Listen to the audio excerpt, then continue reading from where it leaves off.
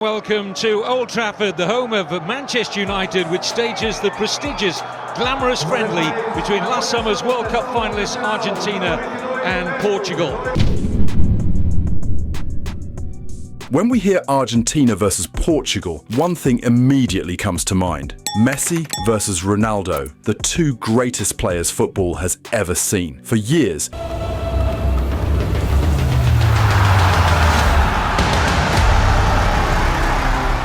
fans dreamed of watching them clash one last time. Now, in 2026, that dream might finally become real. July 11, 2026, the 100th match of the FIFA World Cup. On this day, the football world may stop. The last time such a moment arrived was in 2014, when the two giants of football stood on opposite sides. And after 11 long years, on the biggest stage of all, they could meet again. Ronaldo and Messi, Portugal and Argentina, facing each other for perhaps the final time in their legendary careers. On one side, Cristiano Ronaldo, playing the last World Cup of his life, chasing the only trophy he never lifted. On the other side, Lionel Messi, also in his final World Cup, fighting to seal his legacy forever. The world will be divided, and millions will pray that their greatest of all time walks off as the winner. This clash is possible because Portugal is in Group K and Argentina in Group J. If both finish first, they will meet in the quarterfinals. If both finish second, they face each other in the round of 16. And if one finishes first and the other second, then destiny will push them straight into the final. The dream scenario? A Portugal versus Argentina World Cup final, a clash that would shake the world. With all that talent, they've never won a World Cup. Euros? Check. Nations League? Check. World Cup? Still waiting. And here's the funny part. Ronaldo himself probably isn't even dreaming about lifting that trophy anymore. At his age, most players are chilling on a beach. But no matter the stage, it is very likely that we will see these two nations collide in this final World Cup of their golden era. So the real question is, who will win? Is Portugal strong enough to defeat Argentina now? What will happen if these two giants finally meet again? Let's find out. Chapter 1.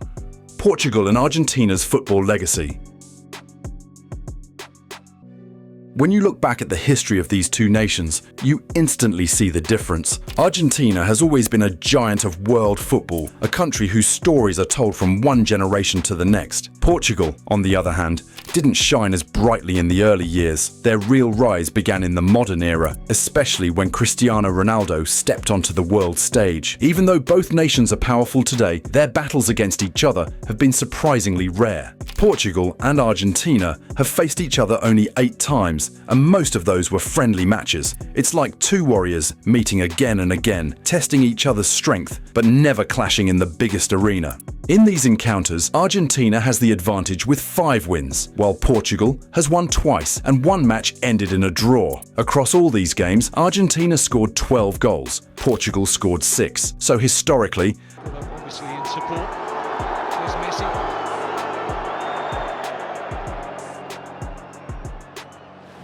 Messi again. Lovely little ball to Di Maria. the balance slightly leans towards the South Americans. For a long time, Portugal was known as the talented team that always came close but never touched greatness. They played well, they produced wonderful footballers, but the big trophies always slipped away. All of that changed when Cristiano Ronaldo arrived with strong team. He didn't just play football, he changed an entire nation's destiny. Portugal's first ever major trophy came in 2016, when they won the European Championship in France. Ronaldo got injured early in the final, but even from the sidelines, he pushed his team forward. In the end, they won 1-0 and made history. Years later, Portugal lifted the Nations League trophy in 2019, then again in 2025. The 2025 title felt special. To step forward, it is once again Cristiano Ronaldo who takes the center stage. Because it was Ronaldo's farewell gift to his country, winning a dramatic penalty shootout against Spain. With that, Portugal now holds 3 major trophies, and their dream is clear: to finally win the World Cup in 2026. Argentina, however, already walks with the confidence of a veteran champion. They are the kings of South America, and one of the strongest football nations the world has ever seen. With 22 major trophies, Argentina stands above everyone else in sheer achievement.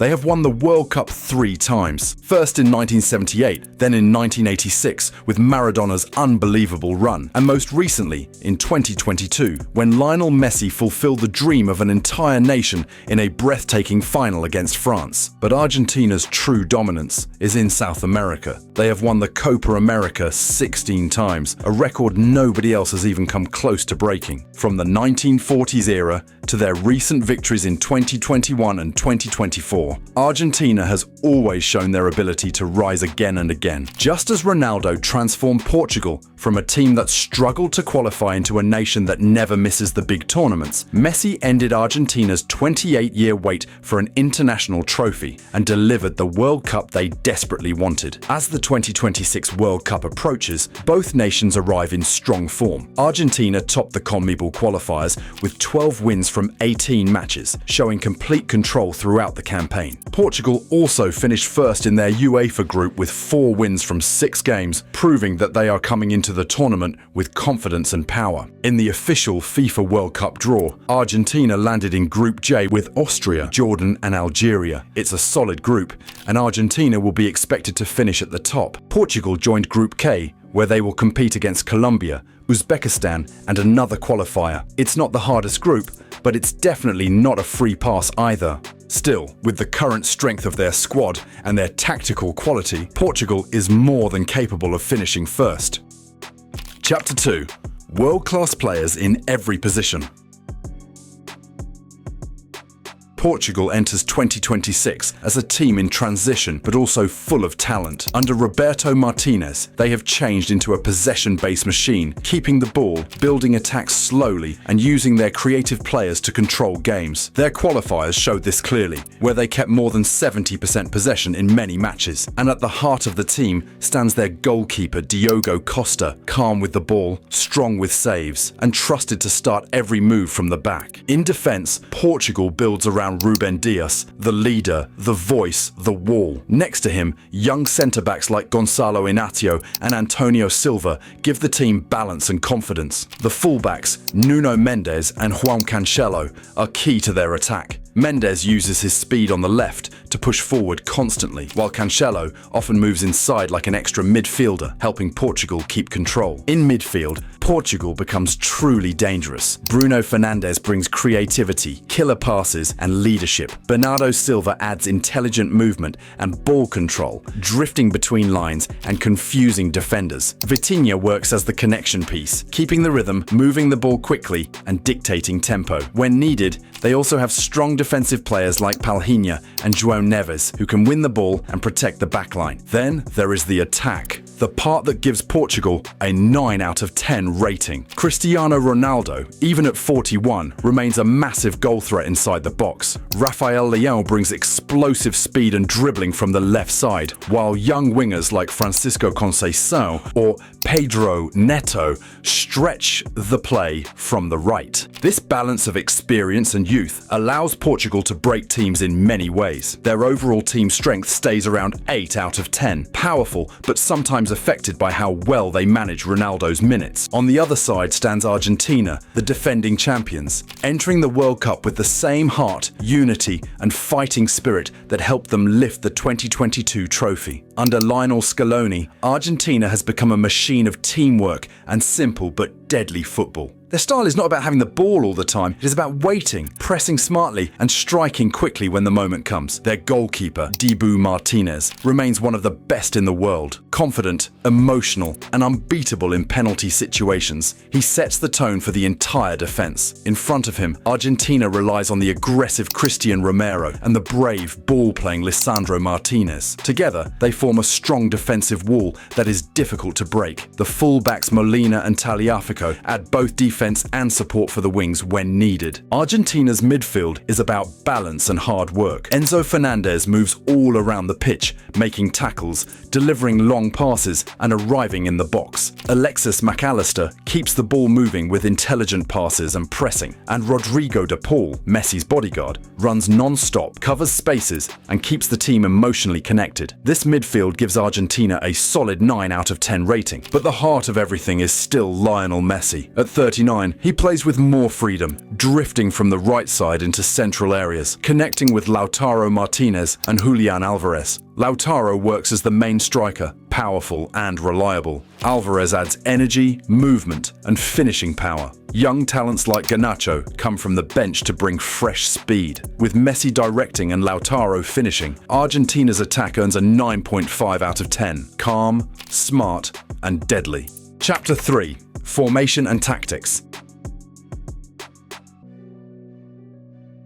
After many years of searching, Portugal finally looks balanced. Under Roberto Martinez, this team has found a clear identity. What Roberto Martinez is doing with Portugal is not normal. Vitinha tossed in, Ronaldo!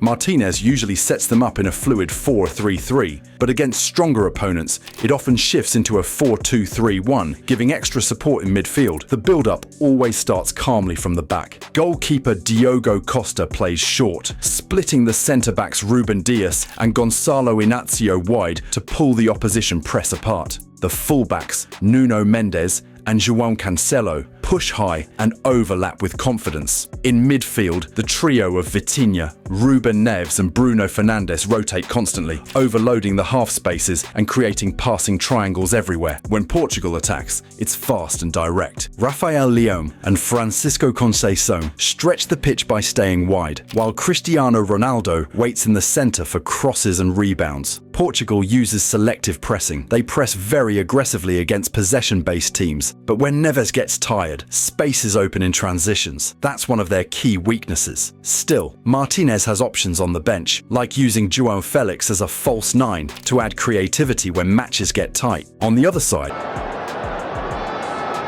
Just a little cute pass here from Messi into the stride of Di Maria.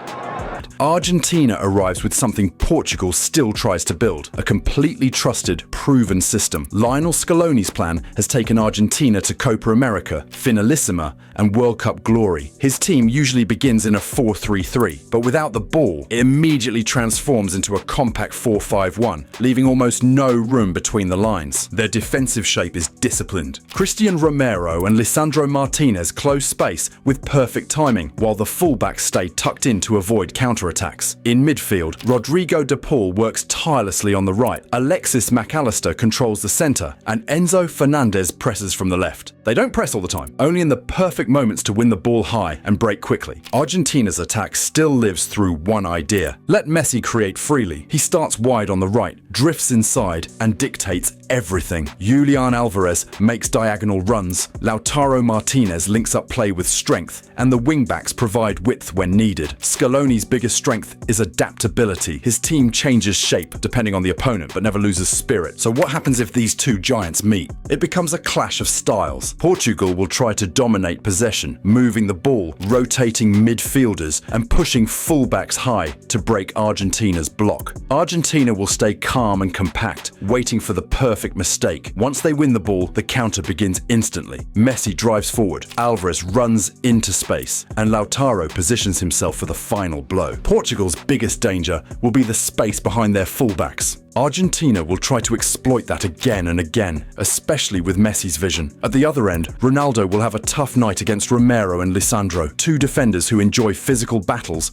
and rarely give up ground. Portugal may control the ball, but Argentina will control the rhythm, the emotion, and the key moments. In the end, the prediction leans slightly toward Argentina, a tight and emotional match, the kind where one moment decides everything. A 2-1 victory for the defending champions. Messi creates the spark, and Julian Alvarez finishes it late. Portugal fights until the last second, but Argentina's unity, chemistry, and champion mentality make the difference. This will be a world-class, breathtaking game, a match the whole world will remember. Chapter 4. Messi versus Ronaldo.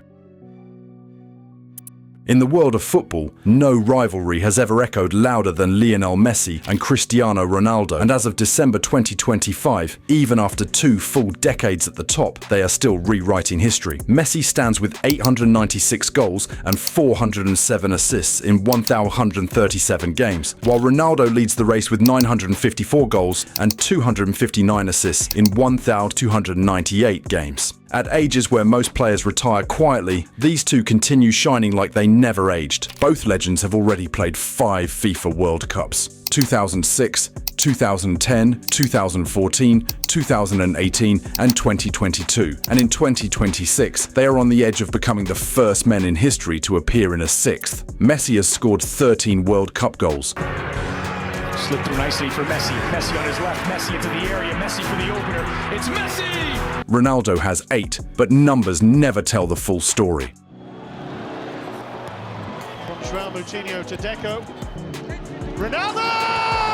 For Messi, the story feels complete. He climbed the highest mountain in 2022, carried Argentina to glory, and finally secured the missing piece of his legacy. His chapter is written in gold. Messi told if he's okay, he will play 2026 World Cup. For Ronaldo, the fire is still burning. At 40 years old, he refuses to slow down. He keeps scoring, keeps fighting, because 2026 is more than just another tournament. It is his final dance, the moment that will define his last chapter with Portugal. Surprisingly, despite dominating a whole generation, Messi and Ronaldo have faced each other only twice at the senior international level. Their first duel came on February 9th, 2011 in Geneva. Argentina won 2-1. Ronaldo scored for Portugal, while Messi delivered a masterclass, finishing the night with a goal and an assist, including the 89th minute penalty winner. Their second meeting was on November 18, 2014, in Manchester. Portugal won 1-0 thanks to Rafael Guerreiro's late goal. Both stars played only the first half and didn't score. Incredibly, the world has never seen them face each other in a major tournament. Not in a World Cup,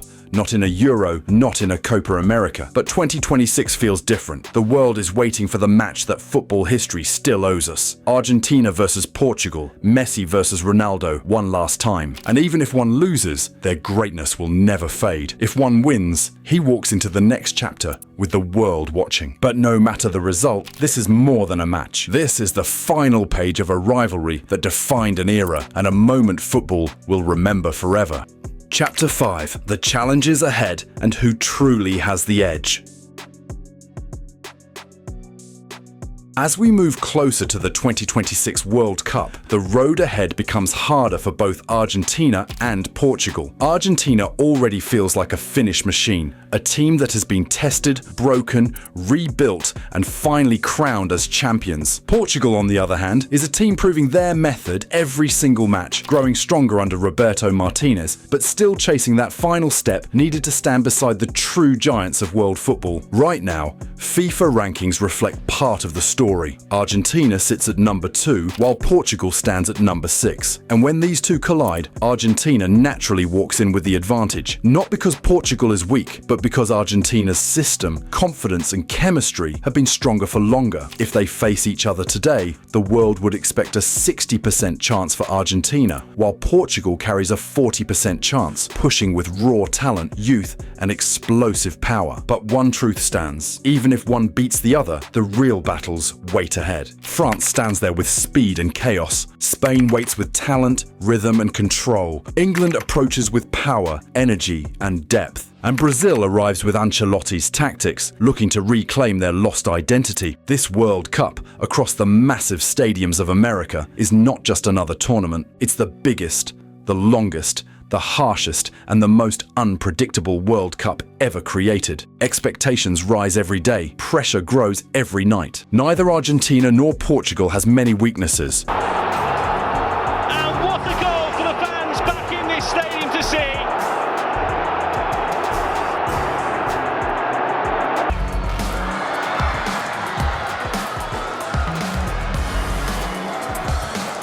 But both have one missing piece. Portugal still needs experience, the kind of experience that can only be earned in pressure, pain, and knockout football. Argentina, meanwhile, must control their emotions, their pace, and their game plan. Sometimes they go too fast, sometimes too slow. Balance will decide everything. And inside all of this, two legends are walking into what may be their final battle. Messi, getting older, but still the brain, the calm, the rhythm of Argentina. Ronaldo, also aging, but still hunting something no player in history has reached: the dream of 1,000 career goals. One man trying to guide his team to back-to-back World Cups.